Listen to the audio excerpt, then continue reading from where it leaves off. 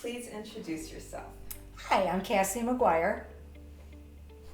Tell me about your first career choice. My first career choice, way back when, I had always wanted to be a physical education teacher. My idea of being a physical education teacher was I loved gym class in high school, and most females don't. And my goal was to find a way to get more females involved in athletics. I wanted to find classes where they didn't have to be tall, didn't have to be really athletic. So I was thinking of lifetime activities such as golf, bowling, just hiking, something enjoyable that everybody can do. How old were you when you made this choice? I was probably 16. I was looking around in high school gym class, which is a lot of nightmares for a lot of my friends who weren't very athletic. And of course, the gym teacher would always say, okay, now we're all going to pick teams. And if there was always a group of 10 or 12 that knew that they were going to be last. And that wasn't fun. And I felt bad. I really felt bad. And I said, this isn't right. They should be captains and they should pick first rather than having the A students pick the teams. And I said, something has to change, and maybe that could be me that could change the outlook of female athletics. And of course, when I was in high school and even partway in college, females, Title IX wasn't available yet. So females were left to doing intramural sports and just kind of Girls Athletic Association, GAA. So if you couldn't do softball, basketball, volleyball, or track, you weren't doing anything. As a female, what was your educational experience like in this field? Were there equal opportunities for both men and women? As I look back now, when I was in college and going into the profession, I thought everything was going to be equal because physical education is physical education. It's just that on the boys' side, they did more, like football and soccer and things like that. But as I was taking classes in college, I realized that females going into the education path, we took all of our courses with the nurses. The men took it with all the football and basketball players, which meant, as the old stereotype goes, they were doing basket weaving. So there was a big imbalance between male and female. It was difficult. Do you think things have changed recently? I do, a lot. We've got females coaching male athletics all the way from grade school, traveling teams all the way through high school.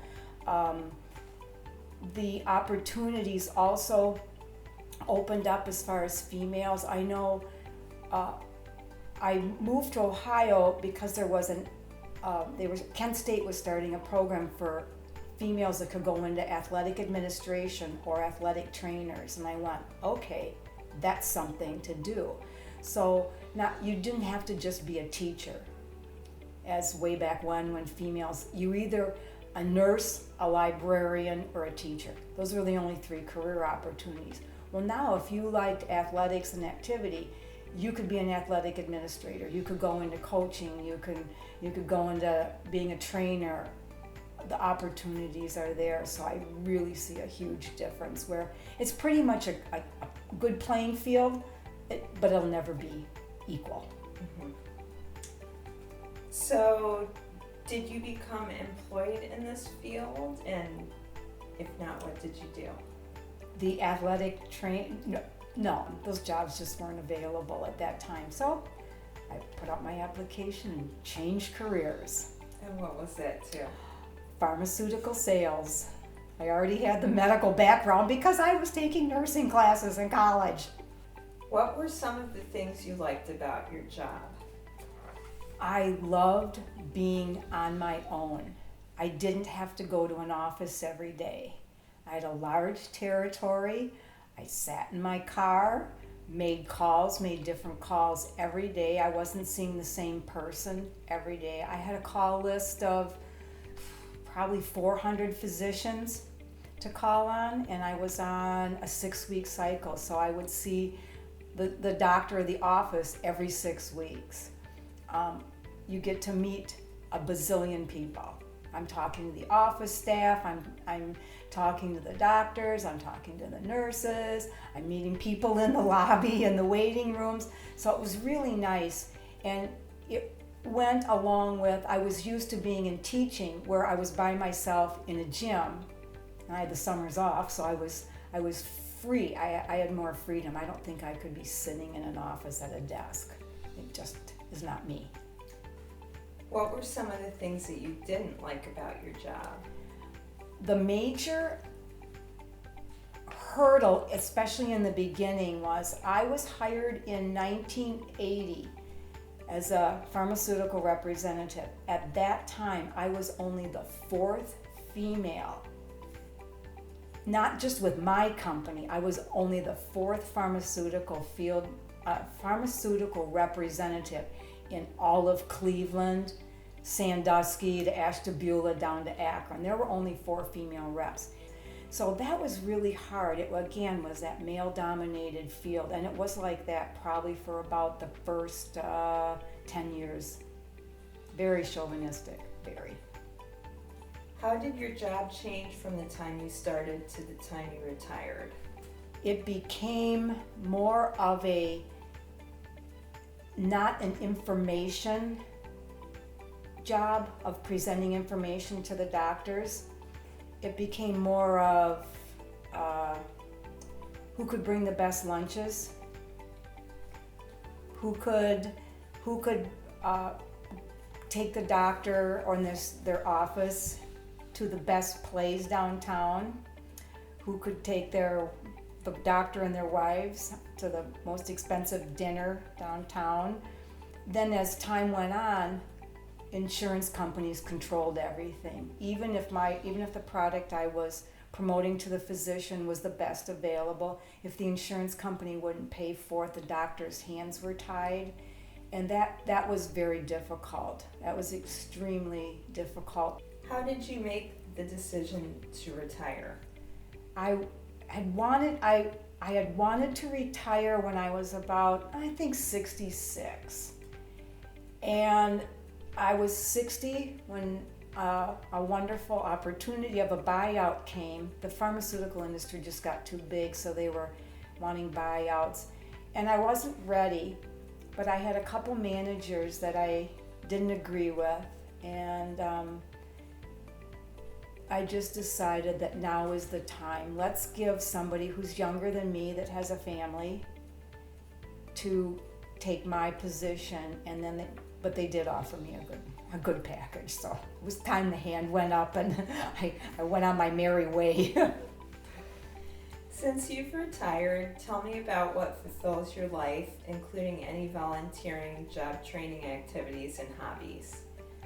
Since retirement's difficult. If anybody says it's not, it is. So I did become a hospital volunteer at it was Elyria Memorial Hospital. And I do that once a week, but I get called an awful lot to fill in. I do that. I also job coach as needed. It's not a job, I do get paid, but I can turn down the opportunities. And what job coaching entails is helping adults and or adolescents in training for a career outside of the home, bagging groceries, dishwashing, stocking shelves. So I do that and I love it, and it's very, very fulfilling. I knit.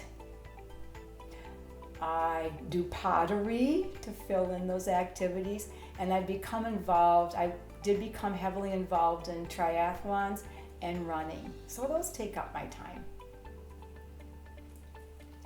Since I met you a few years ago, you've become a marathon runner. You just completed another Boston Marathon. How did it go? I've done a few Boston marathons, but initially this year I was very reluctant to go. The training is tough and mentally grueling, and I just didn't think I had it in me to do it. And I had a few hiccups in the road getting to Boston, and I'm not a cold weather or a rain person, and of course Monday morning the cold and the rain was there, and I went, oh, I shouldn't have done this.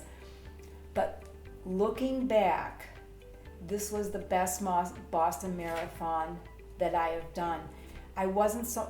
The time I ran, my time wasn't the best, but everything around it was why I went to Boston. I enjoyed every minute of it. It was wonderful. It was the people this time, not the running. It was the people. And what's your next challenge? My next challenge is a week from tomorrow on a Sunday. I'm running the Big Sur Marathon. So we start at Big Sur and run down to Carlsbad. And that's called B2B, and it's separated by how many days? B2B is separated by 13 days. So my little legs are trying to recover, but I'm going again. This time I'm going as just a pure enjoyment and seeing the coast and meeting more people. Thank you so much. You're welcome.